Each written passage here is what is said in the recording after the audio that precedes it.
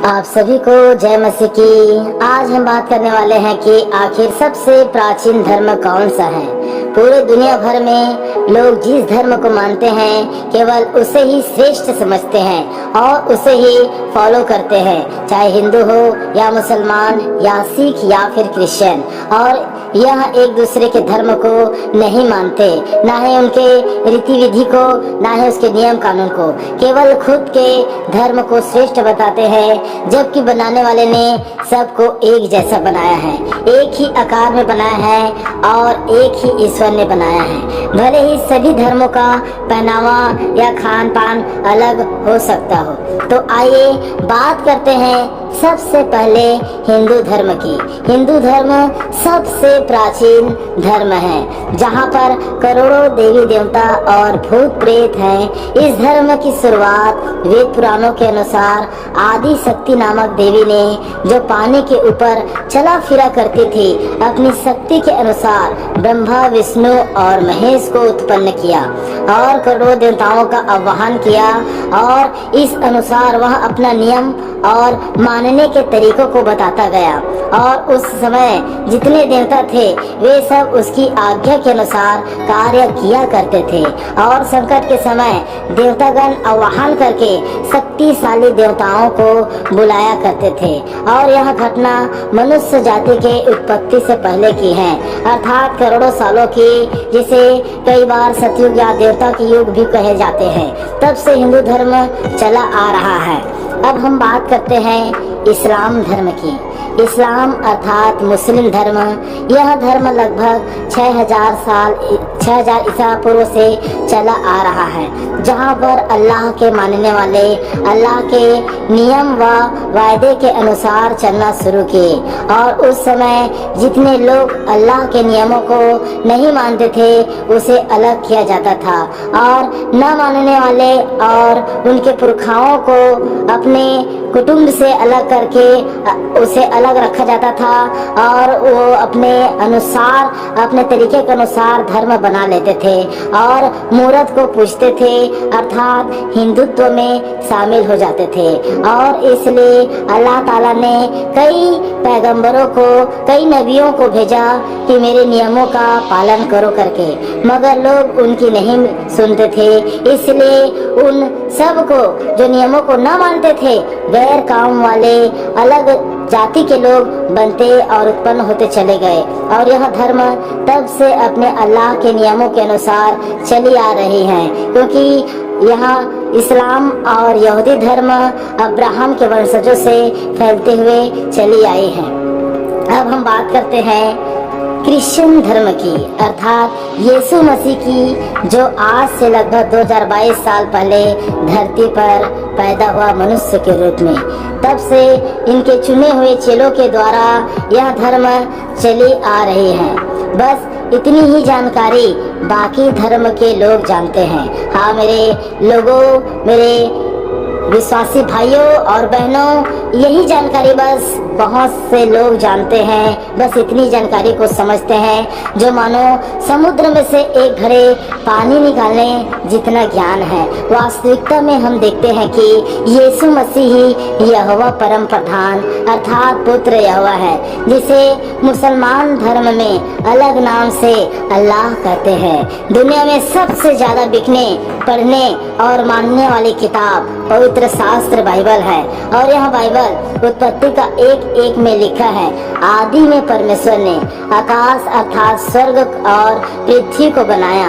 और यह इतना अरबों साल पुराना है कि वैज्ञानिक अगर खोज करे तो खोजते खोजते उसकी तमाम उम्र गुजर जाएंगी और यहाँ खोज नहीं पाएंगी। इस अरबों सालों में परमात्मा ने, जो यहोवा है, यहोवा नाम का अर्थ है जिसका ना कोई आदि है ना कोई अंत का ज्ञान है और ना ही उसका कोई पता कर सकता है। और यही यहोवा सनातन परमेश्वर है, जैसा कि लिखा है यशायाह 40 का 28 वचन में, क्या तुम नहीं जानते क्या तुमने नहीं सुना, यहोवा जो सनातन परमेश्वर और पृथ्वी भर का सृजनहार है।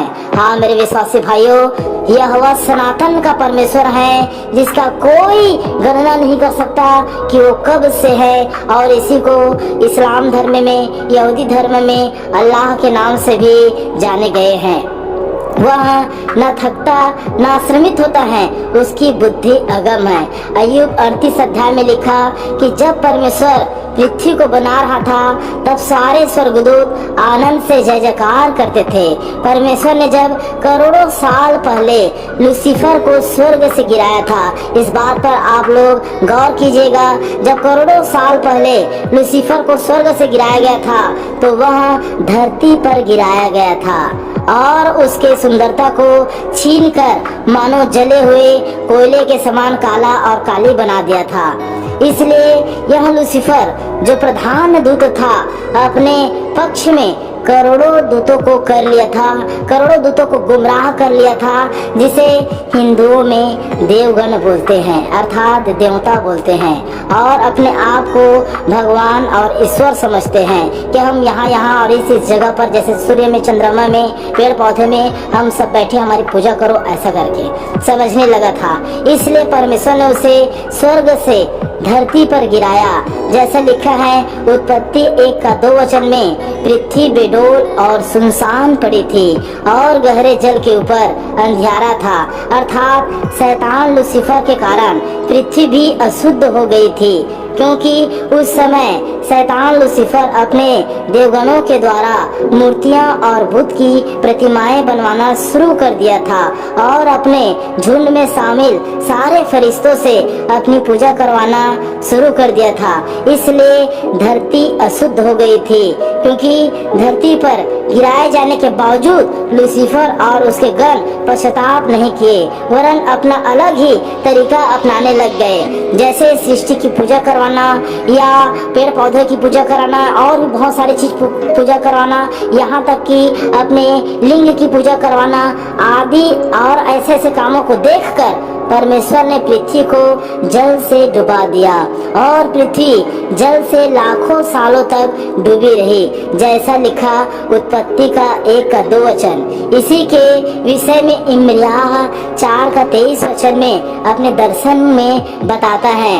अब जब सारी पृथ्वी जल से डूबी रही, तब जितने लूसीफर और उसके करोड़ों दूत थे, वे सब समुद्र के ऊपर चलने लगे। जैसा कि उत्पत्ति अध्याय में लिखा कि अंधकार, समुद्र के ऊपर में अंधकार छाया हुआ था, अर्थात वहीं गिरी हुई सारी आत्माएं समुद्र के ऊपर चला फिरा करती थी। फिर हिंदू धर्म की शुरुआत यहीं से हुई है। हालेलुया। हिंदू धर्म की शुरुआत यहीं से हुई है। जितने लूसीफर के झुंड गिरे थे, वे समुद्र के ऊपर चला फिरा करते थे और वो पूरी तरीके से वहीं पर थे।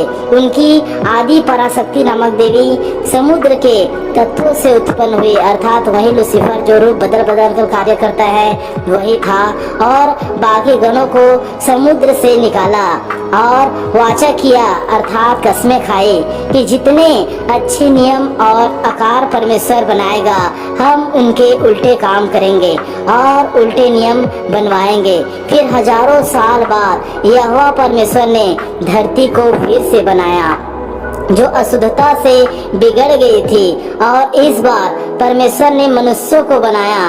पहला मनुष्य आदम को और उसे आज्ञा दिया, तू मुझे छोड़ दूसरों को ईश्वर करके न मानना, और तू अपने लिए कोई मूर्ति खोदकर न बनाना, और सब वृक्षों के फल खाना, मगर भले और बुरे ज्ञान रखने वाले उस वृक्ष के फल को, अर्थात शैतान के बातों में न आना, जिसे मैं स्वर्ग से गिरा दिया हूँ। और आगे हम देखते हैं कि शैतान ने जैसे वादा किया था, वैसे ही मनुष्य को बिगाड़ना शुरू कर दिया और अपने बातों में लाकर मनुष्य को गुमराह किया। इस तरह पहला मनुष्य गुमराहित हो गया और शैतान को धरती पर रहने का हक मिल गया, क्योंकि परमेश्वर ने पहला मनुष्य आदम को सभी धरती पर अधिकार दिया था। अब आदम और उसकी पत्नी से जितने बच्चे उत्पन्न हुए, वे सब सब के सब पापी बनने चले गए और शैतान के इच्छा अनुसार सृष्टि की पूजा करना शुरू कर दिए थे। और जब परिवार ज्यादा बढ़ जाता था तो अपने अपने परिवार के साथ साथ अलग होना शुरू होते थे और पापी स्वभाव होने के कारण बुरा ही काम करते थे।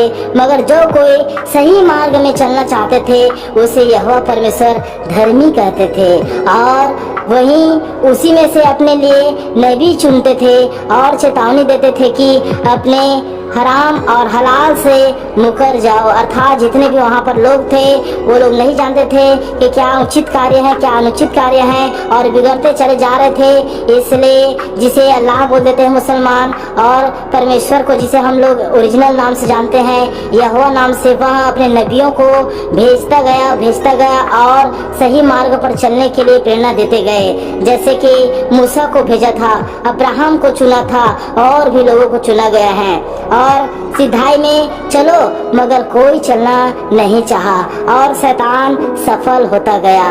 लेकिन फिर भी परमेश्वर ने अपने बंदों के द्वारा बातें करता था, जैसे हजरत आदम और जितने भी अब्राहम के जितने भी और भी लोग थे उन सबों को जब परमेश्वर बनाया और चुना उसी के द्वारा इसके द्वारा मुसलमान और इसके बेटे इसहाक और याकूब से यहूदी धर्म जो निकले थे और यह यहूदी धर्म परमेश्वर के वायदों में चलता था।